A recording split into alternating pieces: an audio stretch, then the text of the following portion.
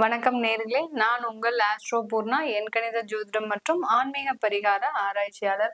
இன்னைக்கு நம்ம பாத்தீங்கன்னா 2025க்கு உண்டான பலன்கள்ல ஒரு சிறப்பு பலனாக, அதாவது 2025ல தொழில் செய்யறவங்களுக்கும், அடுத்து பாத்தீங்கன்னா உங்களுடைய வேலை சம்பந்தமான சில பிரச்சனைகள் யாருக்காவது வருது அந்த 2025ல. ஏன்னா நிறைய ராசி அன்பர்கள் நிறைய பேர் வேலையை விட்டுருப்பீங்க, வேலை கிடைக்காமலேயே இருக்கும். அந்த வேலை கிடைத்தாலும் அதுல ஒரு திருப்தியின்மை இருக்கும். இந்த மாதிரி எல்லாம் இருக்கும். தொழில் சம்பந்தமான சில விஷயங்கள் உங்களுக்கு தாமதமாக நடைபெறக்கூடிய ஒரு நேரங்கள்லாம் அவரவர்களுடைய தசாபுத்திப்படி சாதகமாக இருக்கும். அந்த மாதிரியான சில பிரச்சனைகள் வரும்போது நமக்கு ஒரு உடனடி தீர்வாக எந்த மாதிரி நம்ம சில விஷயங்களை செய்தால், எந்த கோயிலுக்கு சென்று நம்ம வழிபாடு செஞ்சா நமக்கு உடனடி தீர்வுன்றது கிடைக்கும். அதாவது இன்ஸ்டண்டா நமக்கு இன்னைக்கு ஏதாவது ஒரு பிரச்சனை வருது. ஏன்னா எல்லா ராசி என்பர்களுக்குமே புதுவிதமான ஒரு பிரச்சனைகள் எப்பவாவது வந்துகிட்டே இருக்கு. அந்த மாதிரியான பிரச்சனைகளுக்கு ஒரு இன்ஸ்டண்டா ஒரு நிவர்த்தி கிடைக்கிறதுக்கு நம்ம எந்த கோயிலுக்கு போகணும், எந்த தெய்வத்தை வழிபாடு பண்ணணும் அப்படின்றத நம்ம இந்த பதிவுல பாக்குறோம். அதே சமயம் கோயிலுக்கு போக முடியவங்க போகிறாங்க, இல்ல எங்களால வீட்டுல செய்யணும், என்ன மாதிரியான ஒரு வழிபாடு முறைகளை, நாங்க கடன் அதிகமா வச்சிருக்கிறோம், எங்களுக்கு கடனுடைய பிரஷர் அதிகமாக இருக்கு, அதுல இருந்தெல்லாம் நாங்க இன்ஸ்டண்டா நிவர்த்தி ஆகுவதற்கு எந்த மாதிரியான ஒரு தெய்வத்தை வீட்டுல வச்சு பூஜிக்கணும் அப்படின்ற ஒரு விஷயங்களை நம்ம இந்த பதிவுல பார்க்க போறோம். ஒவ்வொரு ராசி என்பர்களுக்கும் ஒரு ஷார்ட்டா என்ன தொழில்ல எந்த மாதிரி பிரச்சனை இருந்தா நீங்க இந்த மாதிரி பண்ணிக்கலாம் அப்படின்றத ஒரு ஷார்ட்டா நம்ம பார்க்க போறோம். அதுதான் இந்த பதிவுல ஒரு சிறப்பு பதிவாக. இது உங்களுடைய ஃப்ரெண்ட்ஸ் அண்ட் ரிலேட்டிவ்ஸ்க்கு ஷேர் பண்ணுங்க. ஏன்னா அவங்க அதே ராசி என்பர்களா இருக்கும்போது அவங்களுக்கு தேவையான தகவல்கள் இந்த பதிவுல கண்டிப்பாக இருக்கும்.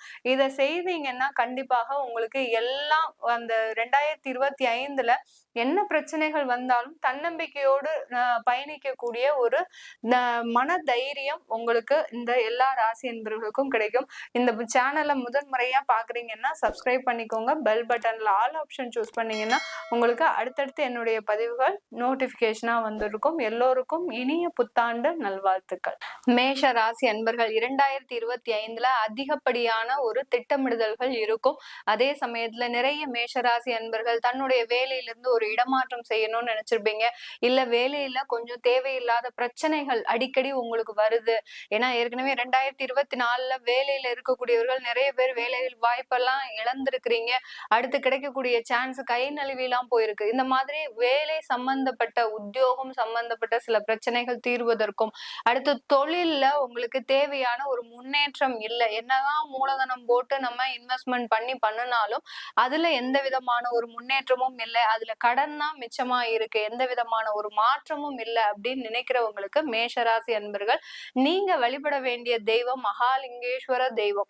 மகாலிங்கேஸ்வரர் அப்படின்னு சொல்லக்கூடிய அந்த திருவிடை மருதூர்ல இருக்கக்கூடிய அந்த சிவபெருமானை நீங்க ஆத்மார்த்தமான ஒரு பிரார்த்தனையை வைக்கணும். உங்களுடைய ராசிக்கு அதிபதி செவ்வாய் பகவான், உங்களுடைய ராசி நெருப்பு ராசி. அப்படி இருக்கும்போது நீங்க எந்த கோயிலுக்கு போனாலும், இந்த திருவிடை மருதூர்ன்றது பாத்தீங்கன்னா நீங்க இந்த 2025ல வருடத்துல ஒரு 2 முறையாவது நீங்க இந்த கோயிலுக்கு போயிட்டு வரணும்.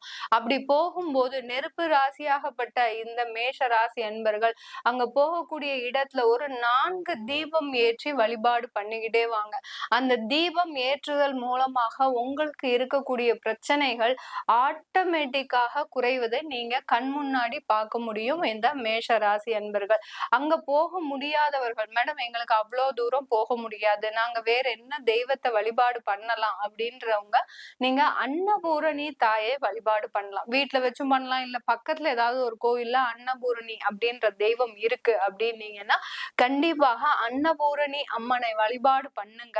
கண்டிப்பாக உங்களுக்கு நிறைய ஒரு மாற்றங்கள் வரும். அன்னபூரணி அம்மனை வழிபாடு பண்ண முடியாதவர்கள் நீங்க உங்க கையால உணவு தானம் அளிங்க. அதாவது அன்னதானம் எந்த அளவுக்கு கொடுக்குறீங்களோ 2025ல அந்த அளவுக்கு மேஷராசி அன்பர்களுக்கு பெரிய விதமான ஒரு லாபங்கள் வரக்கூடிய ஒரு நேரமாக இருக்கும்.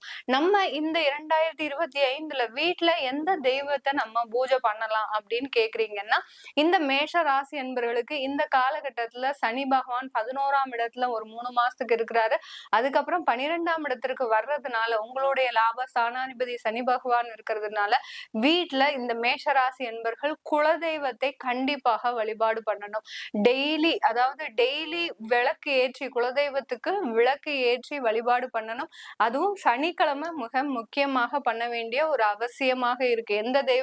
எந்த ஒரு காரணத்திற்காக நீங்க குலதெய்வத்துக்கு ஒரு நேர்த்திக்கடன் வைக்கிறீங்களோ அதே காரணத்திற்காக நீங்க இந்த 2025 அதற்குண்டான ஒரு நேர்த்திக்கடனையும் நிறைவேற்றி வந்துட்டீங்கன்னா இந்த மேஷ ராசி என்பர்களுக்கு இந்த 2025 வரக்கூடிய அந்த உத்தியோகம் தொழில் சம்பந்தப்பட்ட பிரச்சனைகள்ல இருந்து முழுவதுமாக மீளக்கூடிய ஒரு வருடமாக தான் இருக்க போகுது.